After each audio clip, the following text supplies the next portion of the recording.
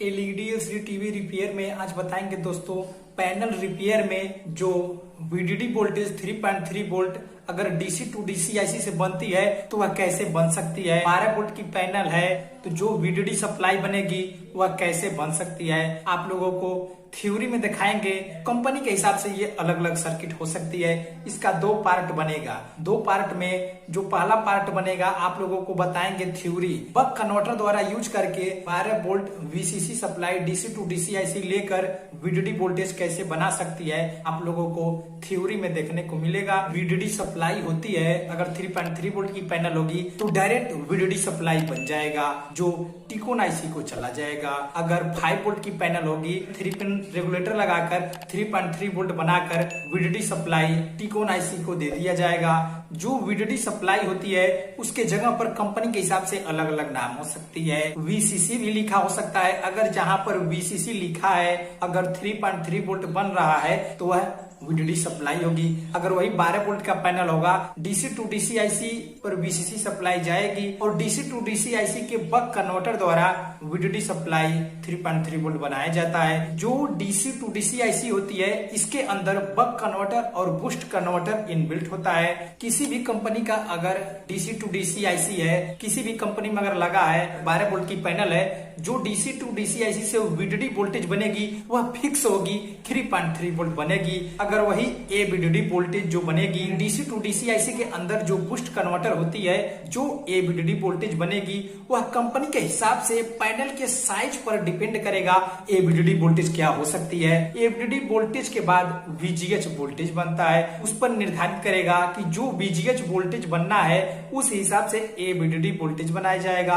क्योंकि ए वीडीडी का दुगना वीजीएच वोल्टेज होता है, उस हिसाब से स्विचिंग कराकर डीसी टू डीसी आईसी बनाती है। और जो वीजीएच वोल्टेज होता है यह पिक्चर बनाने का काम करता है। उस हिसाब से ए वीडीडी वोल्टेज जो होगी कंपनी के हिसाब से अलग अलग हो सकती है। कोई भी कंपनी का पैनल है अगर जो वीडीडी वोल्टेज बनेगा डीसी टू डीसी आईसी से बनेगी वह 3.3 वोल्ट बनेगी। अगर आप लोग यह वीडियो देख लेंगे तो आप लोगों को पता चल जाएगा कि जो वीडीडी वोल्टेज होती है उसके अंदर क्या क्या कंपोनेंट लगी हो सकती है और उसमें कैसे पता करें कि अगर वीडीडी वोल्टेज नहीं बन रही है तो उसमें क्या क्या कंपोनेंट लगा है, किस हिसाब से चेक करें और उसमें कैसे पता करें कि उसमें क्या क्या कंपोनेंट लगी है, किस हिसाब से वीडीडी वोल्टेज बनाया जाएगा। डीसी टू डीसी आईसी में कंपनी के हिसाब से अलग अलग कंपोनेंट लगी है, लेकिन आप लोगों को इसी सर्किट पर समझाएंगे। अगर इस तरीके से कंपोनेंट लगा है और इसी तरीके से प्रैक्टिकली में लगा होगा तो आप लोगों को पार्ट 2 में दिखाएंगे। चलिए देखिए अपने स्क्रीन पर, देखिए इस तरीके से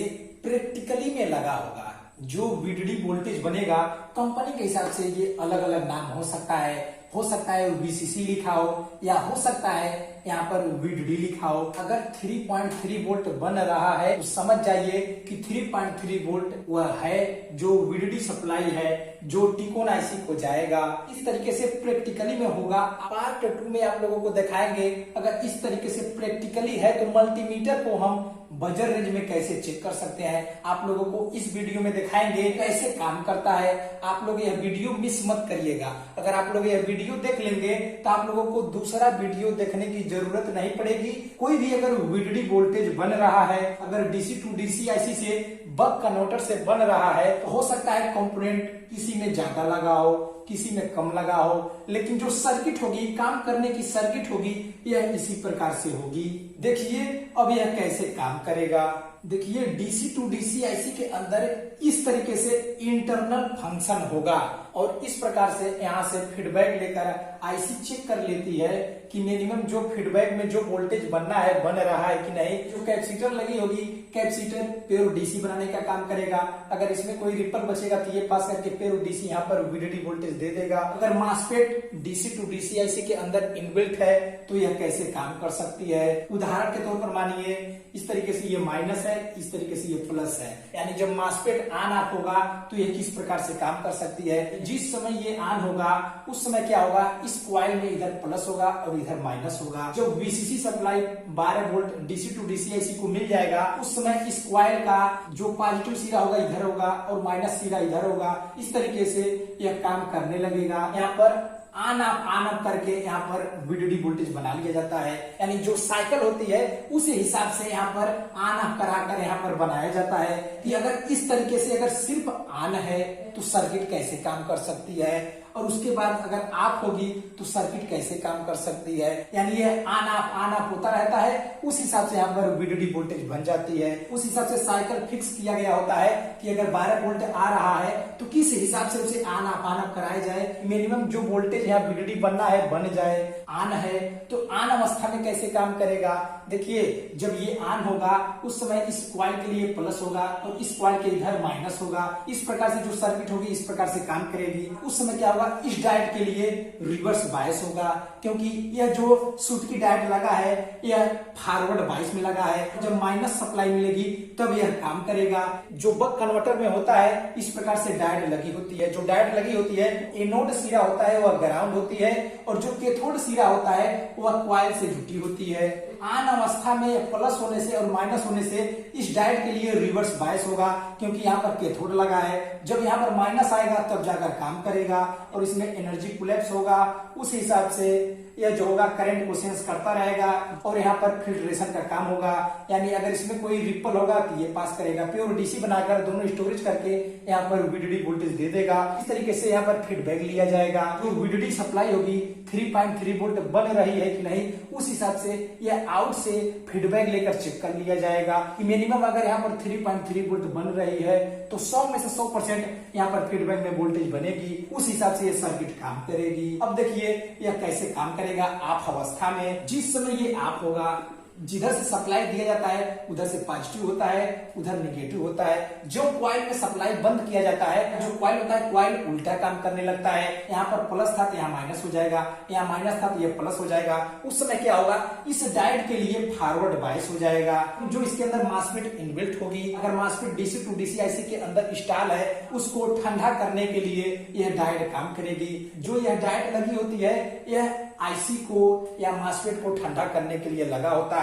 अगर मॉसफेट इसके अंदर इनबिल्ट है तो कह सकते हैं DC to DC IC को ठंडा करने के लिए यह लगा होता है। लेकिन जो इसका जाने का रास्ता होगा, जो इलेक्ट्रॉन होता है, इलेक्ट्रॉन का उल्टा करंट चलता है। जो इलेक्ट्रॉन होगा इस तरीके से ये ग्राउंड करा देगा, लेकिन जो इसका जाने का रास्ता होगा इस तरीके से ये काम करता रहेगा। इस तरीके से ये काम करेगा। जब ये ऑफ होगा यहाँ पर माइनस आने से इस डायोड के लिए फॉरवर्ड बायस हो जाएगा, जिससे क्या होगा, इसके अंदर जो गर्मी होगी यह ठंडा करने का काम करेगा, यानी ग्राउंड करा देगा। उस हिसाब से यह सर्किट काम करेगी। आप लोग समझ जाइए कि ये जो डायोड लगी होती है, डायोड का काम है मॉसफेट को ठंडा करना। नहीं अगर IC लगी है तो IC को ठंडा करने के लिए यह काम करेगा।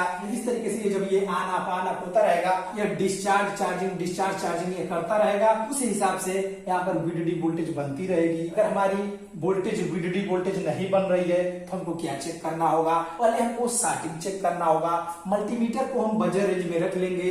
जो VDD का टेस्ट पॉइंट होगा, कंपनी के हिसाब से ये अलग अलग नाम हो सकता है। अगर VCC होगा चाहे VDD होगा, उसके मल्टीमीटर को बजर रेंज में हम एक प्रोब ग्राउंड पर रखेंगे और दूसरा प्रोब टेस्ट पॉइंट पर रखेंगे। देखेंगे वीप देता है, अगर वीप देता है तो शार्टिंग हो सकती है। शार्टिंग होने से क्या होगा, ये जो IC होगी ये IC प्रोटेक्शन में चली जाएगी, क्योंकि जिस IC में फीडबैक लगा होता है वह इंटेलिजेंट IC होती है। कोई भी वोल्टेज में प्रॉब्लम दिखेगी यह IC को स्विच ऑफ करा देता है, ऑफ करा देता है, जिससे यह IC खराब नहीं होती है, यह काम करना बंद कर देता है। अगर वीप देता है तो हमको जो इसमें यह डायोड लगी होगी इस डायोड को चेक करना होगा।